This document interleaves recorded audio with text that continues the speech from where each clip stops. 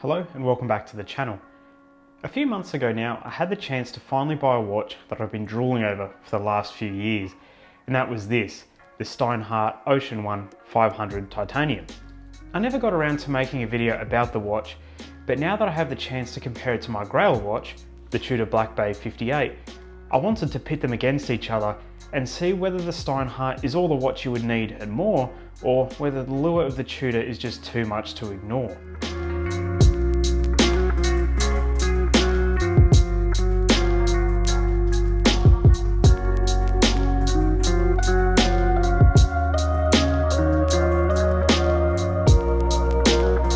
So right off the bat, the Steinhart is the first watch I've ever owned with a Swiss movement, which makes it pretty special to me.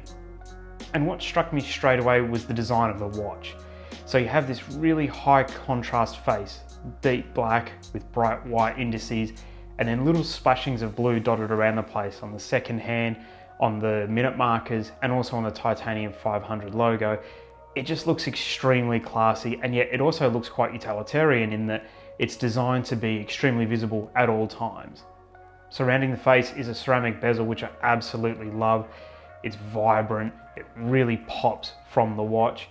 The engraved white markers are very easy to read, and the nice thick detailing that surrounds the bezel means it's really easy to rotate it, even if you're wearing a pair of gloves or something like that. And then outside of that, you have the screw down crown at the 3 o'clock position. Once again, nice deep notches make it extremely easy to turn, and it also has the Steinhart logo proudly engraved on the side. Then, taking a look at the back side of the watch, it has an open case back, which would have to be probably my favourite feature of the entire watch. Being able to see the ETA movement ticking away, the Steinhart logo engraved on the bright gold rotor, it's just beautiful to see it working away. It's like almost like a piece of art. And I have to admit that I do take off the watch and have a look at the back of it more than I probably care to admit. The bracelet is also made from titanium, and fortunately enough for me, my copy seems to be colour matched quite well. There are people out there that have issues with the case and the bracelet not really matching the colour. I guess titanium, you can get different shading on it, and some people have reported big discrepancies on their watches. Fortunately enough for me, it seems to be pretty closely matched, certainly nothing that I have to worry about. The bracelet itself has to be the weak point though of this watch. I found that even though it's my daily wearer and I'm expecting it to get scratched up, within the first few weeks of owning it, it really did mark up extremely easily. Since then though, it hasn't really been that much of an issue. It hasn't continued to mark up. However, if this is going to be a watch that's a special watch to you, or potentially you only wear it on special occasions, just be aware that it does mark up very easy.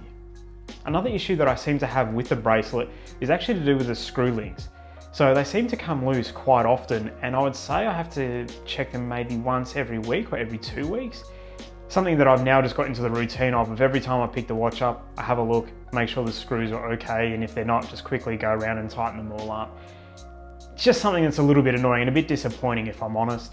There was one time where I forgot to check it and I was at work and the bracelet almost fell apart. So you just got to be wary of that. I'm not sure if that's something that all copies seem to have an issue with, or whether I'm just unlucky in that regard, but it does take away from the feel of the watch, the feel of the solidity that the rest of the watch has. Despite that, it's a watch that fits really, really well on my wrist and I love wearing it. When I was looking into it, the lug to lug being 51mm was something of a concern to me, because I heard a lot of people say that it's too large and that it feels a little bit ungainly when you're wearing it, but I honestly haven't found it to be an issue. It fits really well, and the fact that it only weighs 144 grams being made out of titanium, whilst it's physically large, it really doesn't feel like it's all that bulky. It feels solid, but it doesn't just feel overdone.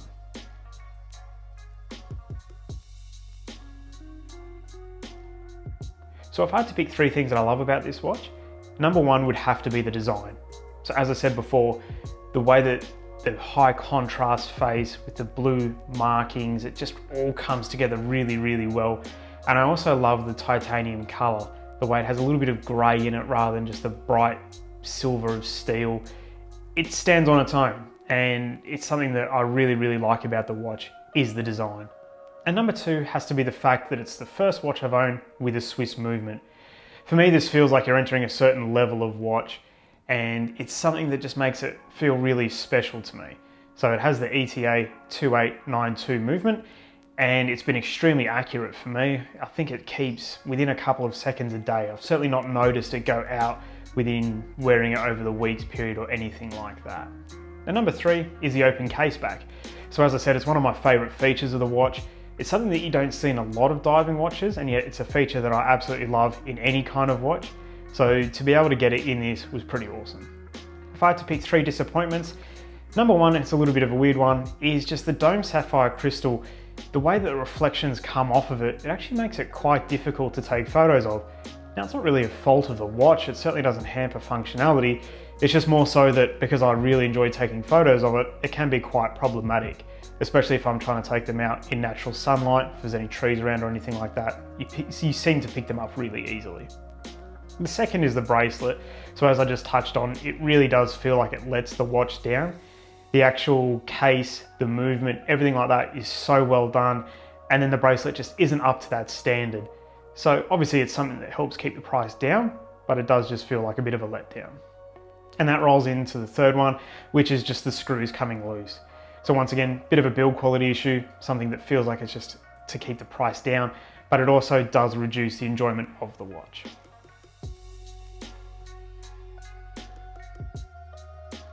Now the Black Bay 58 is a watch that certainly needs no introduction.